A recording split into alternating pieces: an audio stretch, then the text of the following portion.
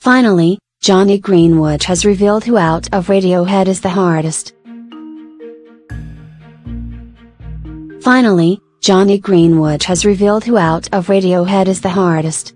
A fan Q&A in The Guardian has finally put the issue on everyone's lips to bed. It's always the seemingly trivial stuff that keeps you awake at night. What would happen if you put a can of Coke in the microwave? Does Drake vape? Who or indeed what is inside the Mr. Blobby costume? Also, who out of Radiohead would win in a fight?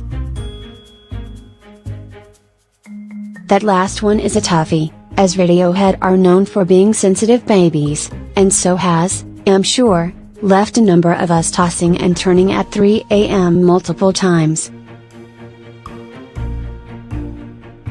Thankfully, Jonny Greenwood, in a new fan Q&A with The Guardian, has finally set the record straight. Answering a question from reader The Joy of Essex, who is the hardest member of Radiohead, Greenwood says, Ed O'Brien is the hardest member of Radiohead. It's not a very strong field. Having said that, Ed's had boxing training. He was sparring with the head of our concert security on the last tour, so he's probably quite tasty. But also the most placatory and pacific of all of us. I reckon Philip would be pretty handy if he had his wild up with someone. Unlikely, but still, don't push him.